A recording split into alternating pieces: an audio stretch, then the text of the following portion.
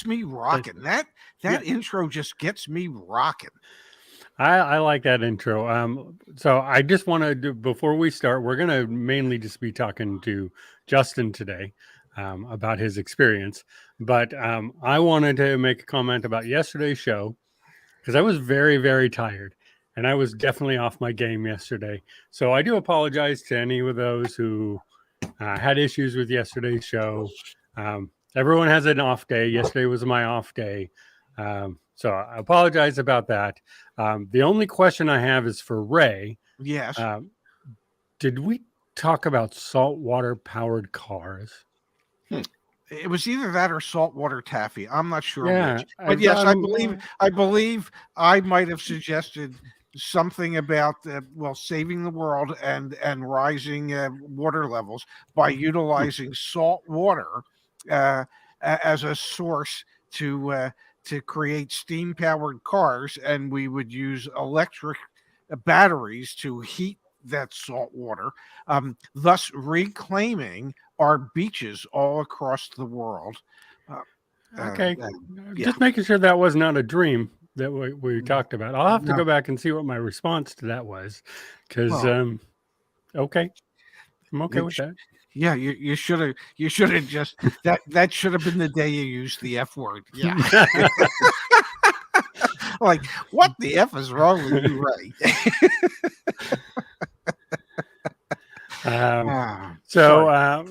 Thank you. We got Justin agreed to be with us here for a second day this week, and he's going to talk to us about his Ioniq 5 and get all that in there real fast. No, this is actually, if I move my head there, this is Boston University that I am sitting in. If you can read that plaque. Just a little homesick every now and then, so I gotta I feel like I'm there. Wow. So I before Justin gets started, I'm assuming you attended BU. No, I did not. Actually, I went to the University of Arizona and the Academy of Arts University in San Francisco. Okay, but you lived in Boston, and so you have an affinity for Boston University. I am from Boston, even though I've spent most of my life in California now at this point. I'm still from Boston, and it's still my home. Well, just so you know, both of my children looked at BU as a possibility for when they were thinking of going to college, and neither one of them attended there. But that's besides the point. But it's a great school. It is. That's what I've heard. Yes, in a great city. Yeah, amazing city. Okay, I'm biased, but it is best city in the world outside of Los Angeles. All right. So with that statement, Justin, welcome. Thank you. Thank you for having me again today. Yeah. I'll be here a few days this week. Yeah, so I'm here to convince you that the Ioniq 5 is a solid buy. Okay, why? For this? Yeah. You ready for this? No, well, look at it. It's behind me. Look at it. Isn't it amazing? Isn't it just a beautiful car? It is. I'm going to be talking about why I chose the Ioniq 5 for my first fully electric vehicle. Pricing was a part of it. Performance was a part of it. The fact that it's not a Tesla was a part of it. So I'll be ready to throw some shade, but I would hope that this conversation could be largely shaped by the questions that you two have for me. So, but I'll dive in and talk about why I love the Ioniq 5 and the few things that I don't like about it. I figure like that could be a good place to start. So shall I dive in? Yeah, go. Okay.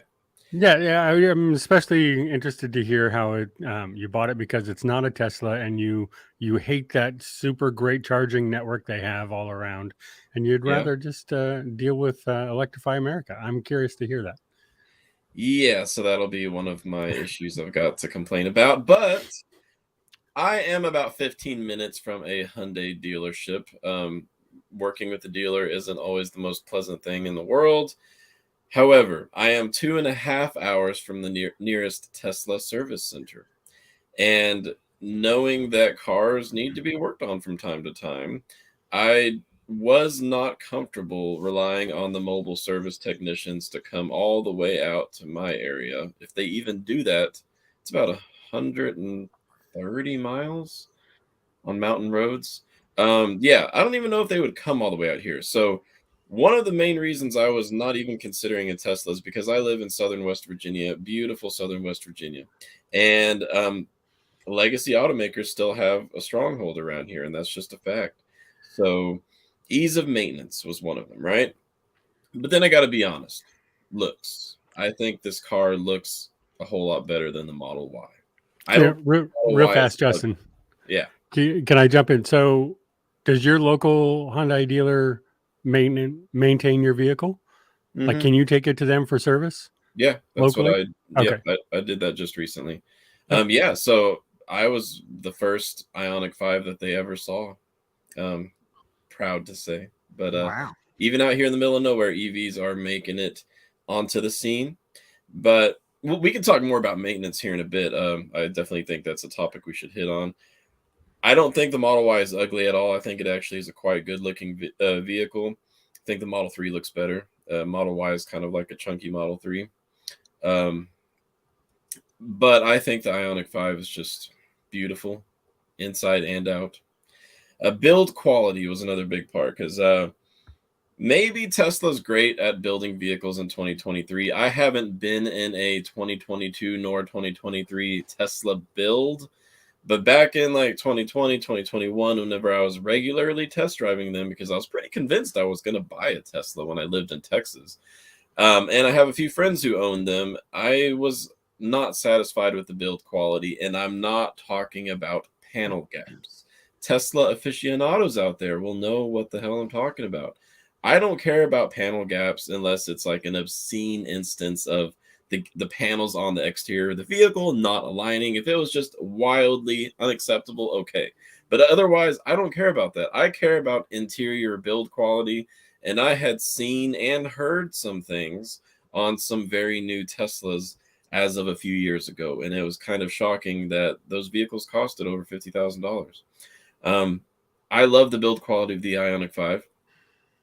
There are many faults to the legacy manufacturers when it comes to building EVs, but build quality, as far as I've seen, is not one of them. My car doesn't squeak when I go around the corner. The paneling on the door doesn't start to wiggle when I touch it. Stuff like that. The things that you start to appreciate once you know what it could be like for the same price point. So what do you think about that, Justice? How's your Tesla treating you when it comes to build quality? So my 2020 is fine. I don't have any problems with it. It has a dual layered glass. That was a big thing for Teslas for a long time, was the road noise. That was a huge thing for a long time. But I have been in Teslas that have that build quality. That is definitely a real issue. Everyone knows, I like my Teslas, but the build quality, the road noises, the squeaks and rattles were a real thing that were a real problem for Tesla for a while, especially when they first started. The Model 3, when it first came out, definitely had some issues.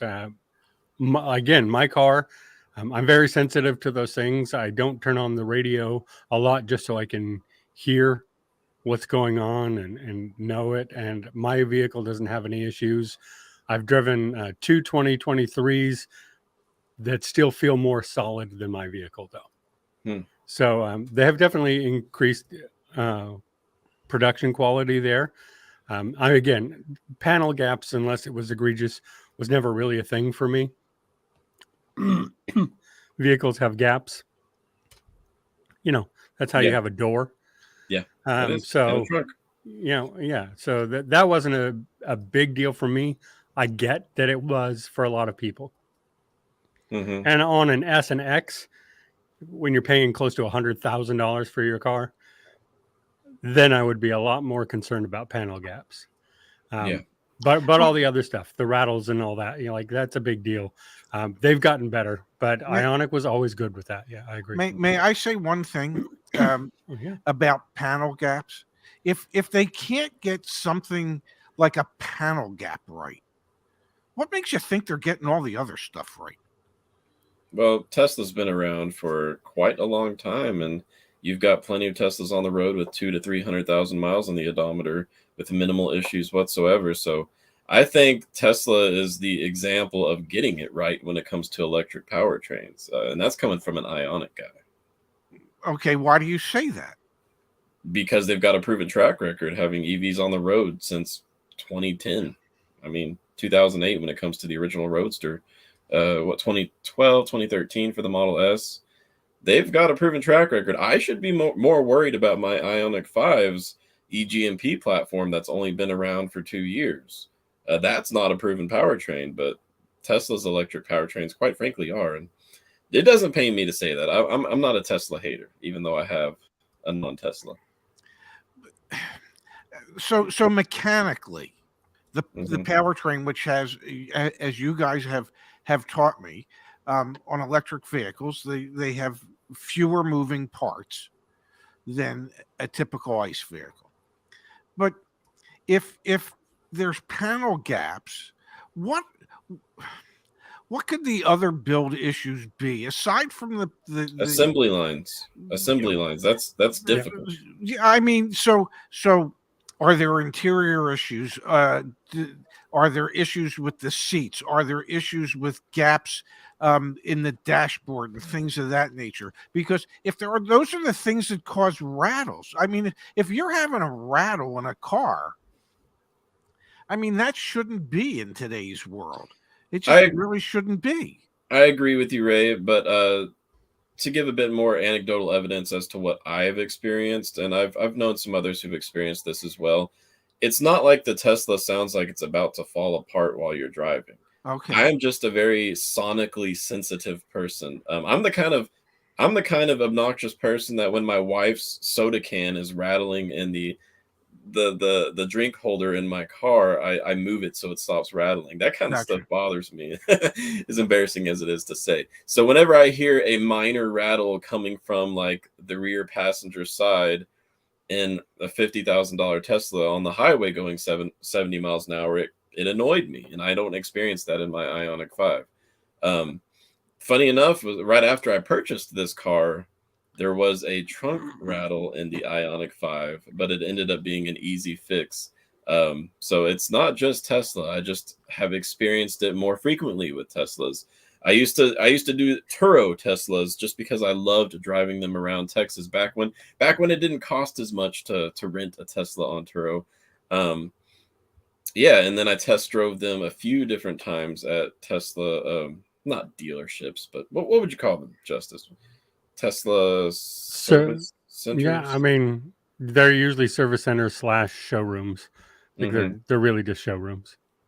And I was encountering different issues with each different car. Like there was one where the door, the piece of plastic on the door, like was visibly popping off, and it was like a brand new car. This little stuff like that just it rubbed me the wrong way, and wasn't a good first impression for someone considering buying their first luxury car ever. If I'm going to spend that much money, wasn't going to be for plastic that's popping off. But I want to get to this point here because this is really important, and I think we're going to have plenty to talk about between the three of us. Price points.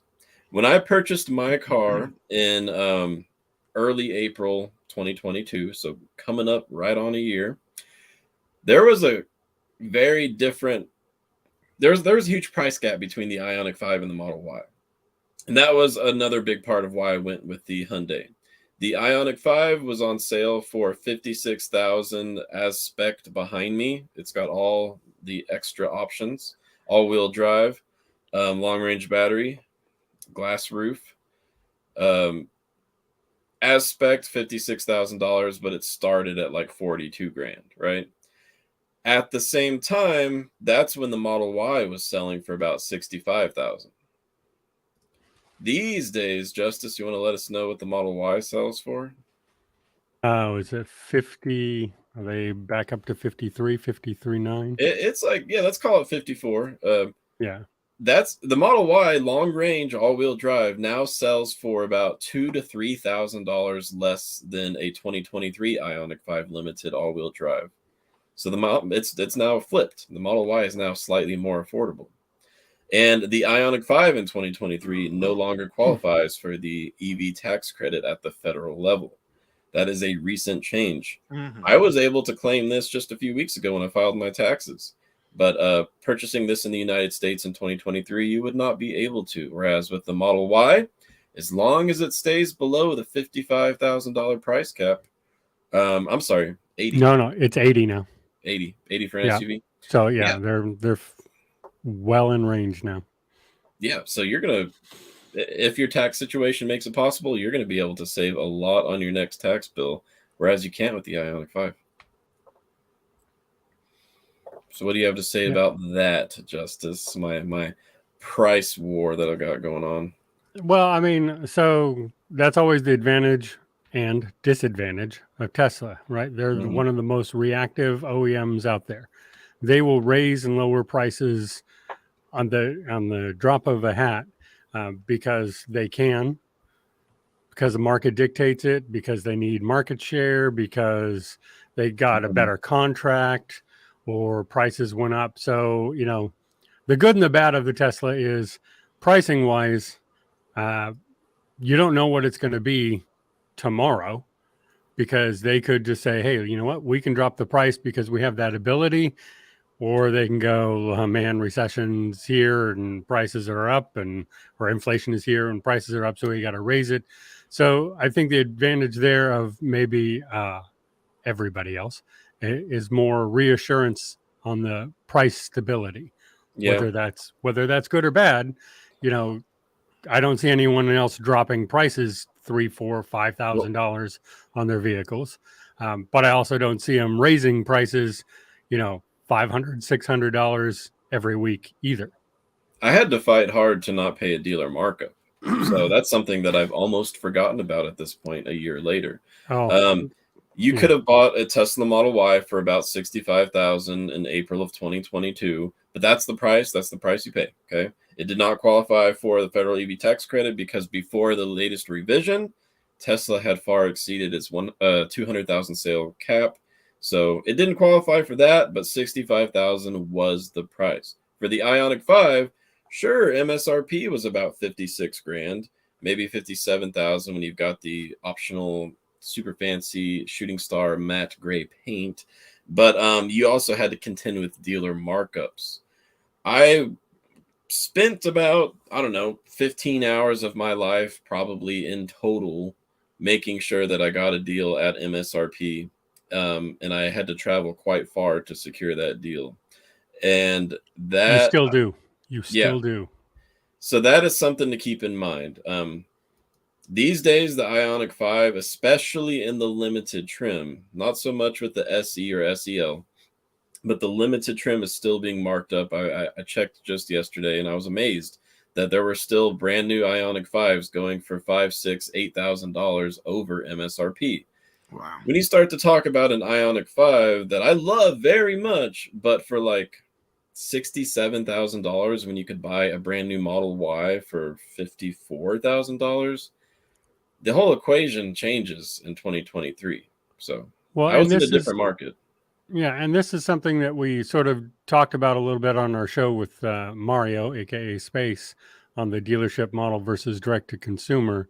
As we're still seeing, I mean, I do at least 30 deals every day, usually closer to 50 that I'm looking at. And to this day, Hyundai Kia are the hardest dealers to negotiate with.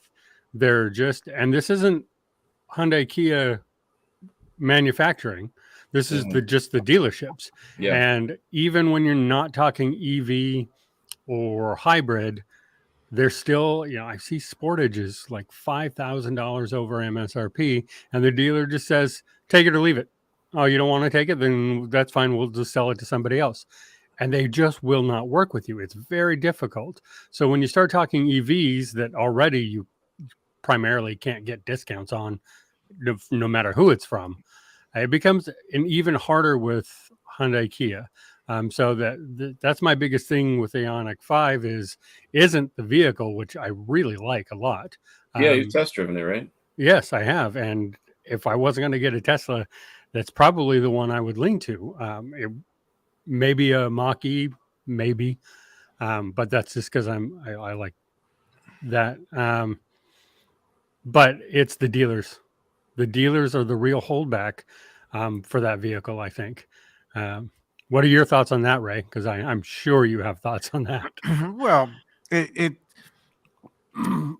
Hyundai and Kia spent the better part of their early existence in this country, and probably even up till today, um, catering to a slightly different clientele than what you would necessarily see with an EV, and that clientele was not nearly as well heeled. Um, Oftentimes there were credit challenges, so it kind of fell into the category of a lot of the dealers who became Hyundai and Kia dealers. They became those dealers because, well, they couldn't become a Ford dealer or a Nissan dealer or a Honda dealer or a Toyota dealer. Those manufacturers weren't approving these people to own dealerships, so they gravitated towards Hyundai and Kia, and a lot of them took advantage of their clientele, and their sales and servicing practices were less reputable than many other dealerships as a group. So I think part of it has to do with the dealer principals and who they were initially and who they are. That those folks have slightly different attitudes than perhaps a Toyota dealer might have, or a Honda dealer, or a GM dealer. And they deal with a slightly different clientele. It wasn't, I guess, until Genesis came about that they tried to become a much more upscale brand, and they realized that they would have to treat those clients differently than their average clients. So, Yeah. yeah. I mean, I agree. And, my big fear for dealing with these dealers all day, I deal with them all over the country all day long, and this is that they're really hurting their brand reputation Oh, with that. absolutely. The brand reputation is supposed to be an affordable vehicle that even with challenge credit and Yes. low means, you can get into and get reliable. I mean, their warranty, Hyundai's warranty is second to none. They have an amazing warranty on all their new vehicles.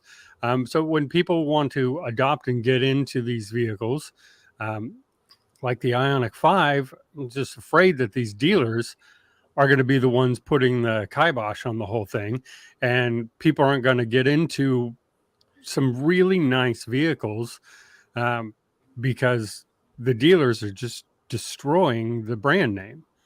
Mm-hmm.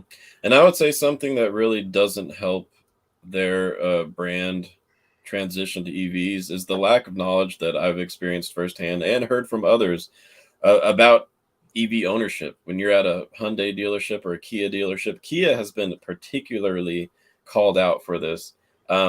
You'll be speaking to a salesperson and they may not know anything at all about the EV that they sell. And I did meet a woman at a Electrify America station. She was driving a brand new Kia EV6, and she made it very clear that she was figuring it all out on her own, that the dealer, the Kia dealer who sold it to her brand new for about 60 grand, did not, a Kia for 60 grand, did not educate her on how to charge it in public or anything. Yeah. Can Tesla's, I what's that? I want to address that because that is a big thing for me. When I got my first Model 3, went into the dealer to pick it up, went into Tesla to pick it up, and it was about a 2-hour process because someone walked through the car with you. They got in the car, they demonstrated everything on it and how it all works and what to do. And that has changed. Now, when you go in, they direct you to a YouTube channel where it'll walk you through everything. But there's nobody there to do that fulfillment for you anymore, even at Tesla. And like, I think that's a mistake if you're trying for adoption across the industry. These vehicles, I've equated it before as driving manual your whole life, or driving automatic your whole life and having to switch to manual. Like, you need someone there to teach you. An EV is similar in that, and especially in a Tesla with regenerative braking, one pedal driving, all these differences. And, if you're in a 3 or a Y with just one screen and 0 buttons in the vehicle, um, I've seen people open up the door wrong by pulling up on the handle and not using the electronic door opener. Like, these all things that need to be explained to people and gone through, because they're different vehicles than what you're used to driving. So I think taking that away at Tesla was a huge mistake. And as you've said, Justin, Hyundai just never had it. Well, I'll And a tell lot you of what, these OEMs never had it. I want to give a special shout out to the dealership where I purchased this Ioniq 5. It's Hyundai 112 in Medford, New York. If you're on the East Coast and you're thinking about buying an electric anything, I would highly recommend checking out the Hyundai 112. I think they're a family of dealerships, but they're on Long Island. Why did I go all the way to New York for this Ioniq 5? Because they had the spec I wanted at guaranteed no markup. I got it in writing before ever leaving my house. It was in transit. Got to remember, a year ago, it was very difficult to find any car on the lot. Still is not all that easy. Manny was the salesperson that helped me out at Hyundai 112. He knew all about the vehicle and showed me around, not just the high level general stuff. He was showing me all about the different options and customization that the Ioniq 5 is capable of. That's what we need to see more of. So if you're on the East Coast, big shout out to Manny. We know Manny. I've dealt with him many times. He's amazing. Oh, okay, yeah. So the CarEdge coaches, that's awesome. You guys know Manny. Yeah, it's great to hear that he's still there, because he's the best salesperson I've ever interacted with, period. But I think we need more of that. Manny, you should lead some training for the regional Hyundai dealerships to make sure that they know how to sell an EV properly, because I was nothing but happy with that deal. But I want to talk real quick about a few other things that I like about the Ioniq 5 and how they compare to Tesla, because I've got quite a bit of experience with both. Range. Okay, so if you're not an EV driver, this is likely a bigger concern than if you are an EV driver, because once you become familiar with EV ownership, you get into the groove of things. It's like, I'd imagine back whenever you transitioned from horse and buggy to the first vehicles, there were some things that were really freaking out prospective car buyers in the 1920s. We can ask Ray about that in a little bit. He can share his experiences. But once you get into the swing of things and understanding vehicle ownership, you start to worry a lot less about some of that silly stuff, right? Well, that's how I really think about range these days. And that's coming from someone who lives in the middle of West Virginia, where there are not many public chargers. But I want to talk about the estimated range. I've known the Teslas to not really be the best at providing an accurate range estimate, especially when it comes to EPA certification and real world experiences. For example, the long range Tesla Model Y is rated for about 330 miles on a charge. On the highway at 70, not talking 75 or 80, okay, because that changes things completely. At 70 miles per hour, it goes about 270, 275 miles on a charge. That's not bad.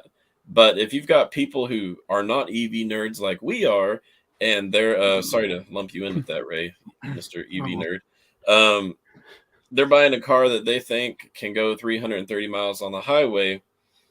The way that the information is displayed in the vehicle's onboard navigation, it may not make it all that obvious that you're not going to go 300 miles on a charge if you're driving 75 on mountainous highways, right? The Ioniq 5 is exceptionally good at real-time range estimate adjustments. It's amazing, based on the temperature, based on recent driving habits. Let's see, I tried to list it out. Based on climate control settings, it's amazing how accurately it estimates remaining range based on just the climate control settings, whether it's the fan speed and or the temperature that the cabin is set at. It's super accurate. And that has been very helpful in minimizing and even really just eliminating anxieties about range in my car because I know what I'm getting. Justice, what do you have to say about Tesla's range estimations? I think I have said it on the show here a couple times. I say it to people all the time who ask me about Teslas, and any tips and tricks is when you're looking at that screen and you have the battery with the miles or the percent, turn it to percent because those miles are nowhere near accurate. Yep. Well, They guess are what? In my just car, not. it's always both. In my car, it's always both. I've got the percentage always in the bottom left-hand corner and the miles estimation always on the right. And Yeah. I'm glad Tesla doesn't do that because of how inaccurate those are. Now, you can get into the menu more and you can go into your actual driving and get that graph in there. And that is actually pretty accurate. That's, based on your average driving and everything else, that is actually pretty accurate. But when you're talking just a little icon, it needs to be battery percentage because those miles are nowhere near. And, to your point, Justin, EVs are opposite of ICE vehicles in efficiency. So in an ICE vehicle, if you're driving around town, your MPG is going to plummet versus driving on the freeway. Yep. Well, EVs are the exact opposite, especially with regenerative braking. Because ideally, unless you're in California, you're not braking a lot on the freeway. Yep. So there's no regeneration. Which I must mention. Oh, sorry. Go ahead, Justice.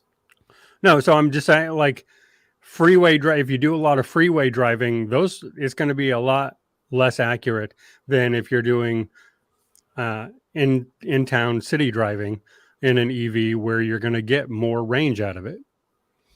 I've got to say that I really love how I can customize and be in control of the regenerative braking in the Ioniq 5.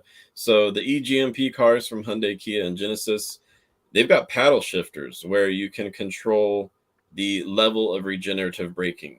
And believe it or not, Justice, as much of a fan I am of one pedal driving, I often have it in level 3, not I pedal. Level 3 is just one step away from one pedal driving. That's because if I've got someone in the car, whether it's my wife and kid or someone else, I can find that one pedal driving doesn't bother me, but I've had people tell me that it's kind of nauseating to them. So it's nice to be able to tone that down just a little bit, still get quite a bit of regen, but to make it a much more pleasant ride. And Tesla no longer gives you that option, right? No, they have an option. It's only 2 though. So you can put it in, you can still put it into, it's chill mode.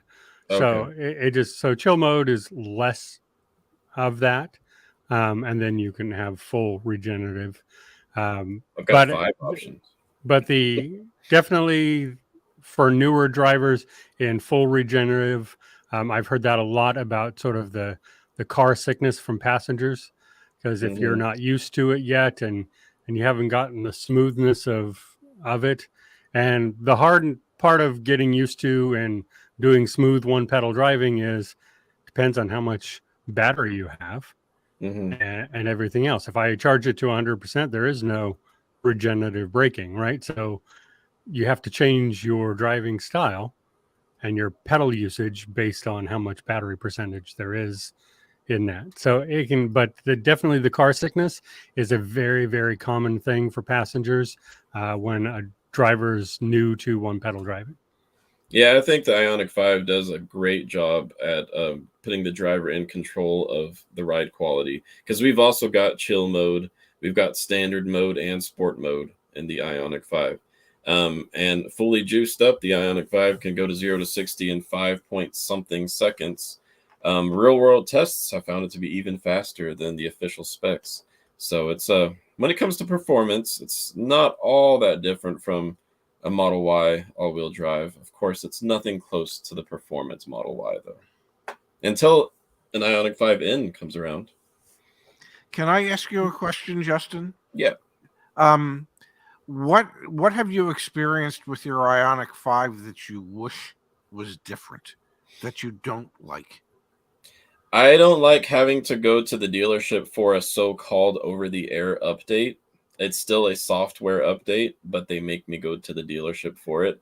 But isn't that Apparently, a West Virginia thing? good question. I I don't think it know. is. I think it is. Yeah, you might have got me on the spot there. That's a good thing to look up. I didn't know Not that. all of them. Here's the thing though, like not all of the updates require you to go to the dealership. They give you some infotainment updates that you can just do at home with home Wi-Fi. I've had a Mhm. few of those, but when it comes to like enabling winter battery preconditioning, which is a new over-the-air update feature that the Ioniq 5 has gained, putting it even closer to the Model Y's capabilities. In order to get that, I have to go to the dealership. I don't like that How because many yeah, times have you had to do that? twice in 1 year. So it's a nuisance, but it's not the end of the world, right? Um, the biggest complaint by far that I have with the Ioniq 5 is actually not really the Ioniq 5's fault. It's the charging infrastructure. You've heard me say it time and time again.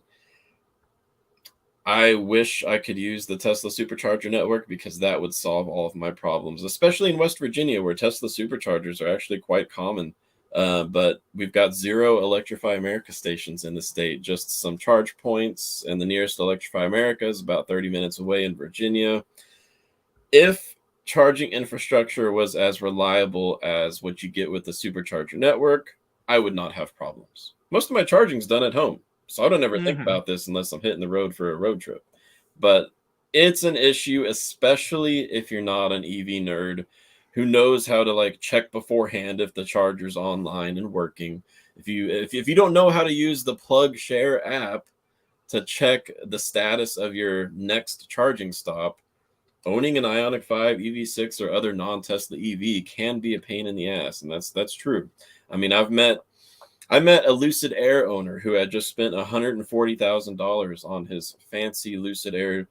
I don't think it was a Dream Edition, but it might have been. And even he, after spending so much money, was frustrated at how little he understood about how charging worked in an EV. So, Have I know that EVs tend to be heavier mhm.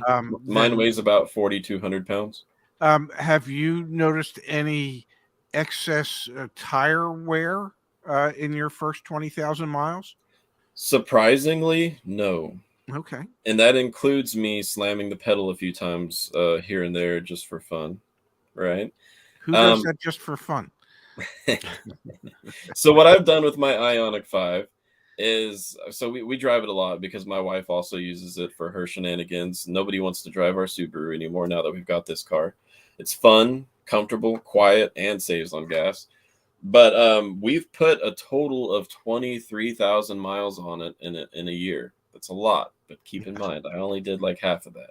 And in those 23,000 miles, we live on a very steep mountain road. It snows quite a bit where I'm at. We ended up buying some winter tires. We also have them for the Subaru, and we had put 15,000 miles on the original Michelin tires that came with the car, all seasons. We Hmm. kept them, and we're going to put them back on here in a few months because they were still in great condition after 15,000 miles. Okay. Very, very interesting. Justin, did the Michelin tires, were they designed for an EV? Are they special EV tires, or are they just the general? I forgot. I don't know. Yeah, because I know. They have foam inside though. They're nice. They're quiet. Yeah, my tires are designed for EV. They even say it on the side of the tire. So I was just curious on that because I know the weight is something, but I have never had any experience with tire issues.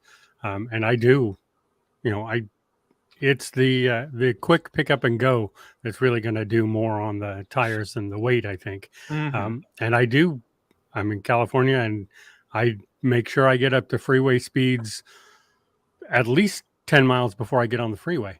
So, I use that a lot. No, but I mean, like I do the pick up and go a lot. Something we can discuss for a whole nother show because I worry when everything's EV and I don't have that advantage to get in front of people quickly. So Ray, EVs, if you drive like Justice and I do, EVs do go through tires quicker, but it's not like an apocalyptic scenario where you're getting 10,000 miles out of your tires. No, You might get 30,000 out of a tire that you would normally get 40,000 out of, or that type of comparison. okay, But it's not terrible. before we go, I have one other note to bring up that I thought about right before the show, and I know our viewers would appreciate me throwing some controversy into this. I enjoy driving a vehicle that is not seen as like a political statement piece, because the shenanigans of none other than Papa Musk. Please, Papa Musk, give me your charging network access. The things he says, the things he does, it can rub people the wrong way, and I just like not being a part of that, especially in West Virginia, where things get weird. I get to respond to that one. If you're buying your vehicle based on what the CEO of a company tweets out, the problem isn't the CEO of the company. I'm just going to leave it there. That's up for the consumer to decide. So. Yep, that is up to the consumer to decide whether it sounds exhausting to go through life and buy every product based on your opinion of the CEO's opinion. That sounds exhausting. I wouldn't ever want to go through a grocery store and start picking things off the shelf and have to look up what the CEO of that company's opinion on whatever I'm looking at today is. That just is what it is. Like you can live your life how you want to live. I'd never preach that, but like whatever, man. Like CEO goes out there and tweets something, like whatever. I don't. Yeah, I like not being associated with it. I'll be honest. It's just not something I have to think about. 2 questions I do want to pull up before we go, Justin, for you, and I will let you answer these. Did insurance factor into your decision?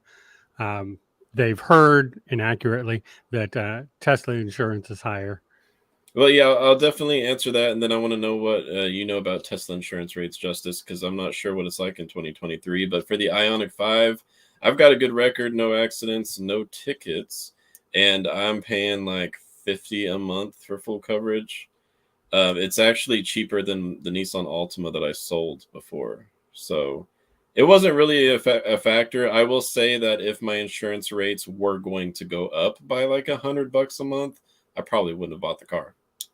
But what's Tesla insurance like these days, Justice? So it sounds like Learning Fast, who I believe is in North Carolina, has the same experience as me, although his is lower than his Kia. Mine is $12.80 a month more than my Kia was. So it's not and I have full coverage, and I'm nowhere near what you pay, Justin. I'm a lot more than that. I think that has more to do with California than anything. Yeah. There are a lot of factors that go into it. Yeah. But I'm paying $12.80 more than I was on my Kia Optima for my Tesla. It's really not as big of a difference as people think it's going to be. And I do indeed use Tesla insurance, again, directly. One more question, Justin. Do you know when Hyundai is planning to move to open that production plant? Yeah, they've got a plant that is in the very beginning stages of construction in Georgia. Pretty sure it's Georgia. It's either Georgia or South Carolina, but it's Georgia, right? I think it's Georgia, yeah. Yeah, that'd be looking like late 2024. I wouldn't be surprised if 2025. But considering that in order to make their models eligible for the federal EV tax credit, once again, they've got to get that plant up and running. They're going to try their best to get it up in 2024. Yeah, and then Mark says his ID4 is $12 less a month than his previous vehicle. So, it really depends. I know Tesla insurance outside of California, they can use your driving score as well to raise or lower your insurance rates. That's not legal in California, so they just give me mine for entertainment purposes. But there is a big difference there. So final thoughts, Justin? Yeah, I'd say my final thoughts are that comparisons between the Ioniq 5 and its biggest competitor, which is the Tesla Model Y, they're quite different in 2023. You need to think about the price points and how different they are these days compared to when I purchased a year ago. you can get a Model Y all-wheel drive long range cheaper than you can for an Ioniq 5. If you're looking for easy access to fast charging everywhere on day one, there are plenty of reasons to consider the Model Y. But if you're looking for something a little bit different, something with really reliable build quality, unique looks, 800 volt architecture enabling fast charging, in some cases slightly faster than the Model Y, the Ioniq 5 is not a bad option, and I love the car. So yeah, that's what I want to emphasize, is it comes down to everyone's individual preferences. I really love the Ioniq 5. There has not been a day where I had wished I bought a Model Y. I think there was one time where Electrify America was being particularly bad, and I was like, I should just sell the damn thing and buy a Model Y. But other than that, I really love the car. And EV ownership's really transforming in the future as charging infrastructure gets caught up to speed. So as it becomes easier to charge all EVs, I think the competition with Tesla is going to get even stiffer. I hope so. But what about you, Justice? What do you think about the conversation we've had today? Yeah, so I like the Ioniq 5. So I come into this from a very pro standpoint.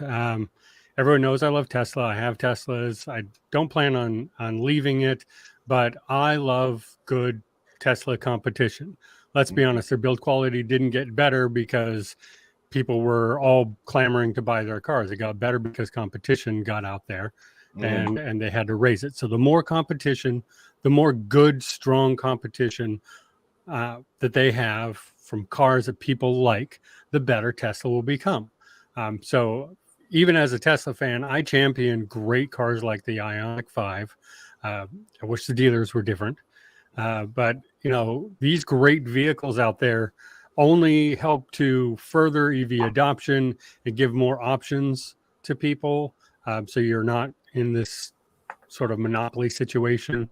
And as you said, as the charging infrastructure grows and more people catch up to the Tesla charging network, the better things are going to be for everybody, the better adoption can be, and the more people will have some options and choices out there. And that's a win for everybody. Mm-hmm. Ray, how about you? Final thoughts for the day? I'm so happy that Justin's happy with his Ioniq 5. I think it's the perfect car for he and his family. And I think the Model 3 is the perfect car for you, Justice. And if I may, I believe my Mini Clubman S All-4 Special Edition is the perfect car for me. Agreed, Ray. I actually, I agree in that. I'm never here to sell EVs to people. We're just here to clear up some miscommunications and Absolutely. and thoughts and misconceptions about there. As all new technology comes about, there's always misconceptions of there. We answered the insurance one today. Insurance alone, like everyone in here who has an EV is saying, my insurance is either almost the same or less, in the EV. I know. I think Evan said he heard the Tesla is more expensive because of the cost of repairs. I will say this about EVs. They get totaled a lot more than a traditional vehicle. That's because true. It's so expensive to repair. The insurance company just will sooner write it off and total your vehicle than repair it. So that is probably one of the biggest drawbacks as far as an EV getting damaged. Is it's more likely to be totaled than a nice vehicle is. Whether that's good or bad, maybe you don't want to drive in a car that has had an accident. I don't know. Hey, but to finish the show on a higher note than Justice, my Recurrent Auto report, which shows me the health and ownership experiences of my vehicle based on what Hyundai Blue Link is sharing with Recurrent, it shows that so far I've saved about 1,200 to 1,300 gallons of gas in the past year. I feel good about that. I'm getting closer to making up for the environmental impact of mining all that lithium, right? Yeah. So sure. I'm not going to end on a lower note. All I'm going to say is, Harry, that is a point that we're going to have to do a show on, and we will talk about. I don't want to end the show on that note, but there's some stuff coming out in states right now with laws regarding this kind of thing that are alarming to me, we will do a show on that. And I'll be back on Friday. Yes, and Justin will be back on Friday to talk about all the news in the EV world that's going on. And maybe this is something we can bring up, Justin, actually. That'd be a great topic for Friday's show. So thank you very much, Justin, for being here for an extra day this week. Ray, as always, thank you for being here. Thank you. And everyone else, thanks for watching, and we will see you all on Friday. See you, Justin. See you, Justice.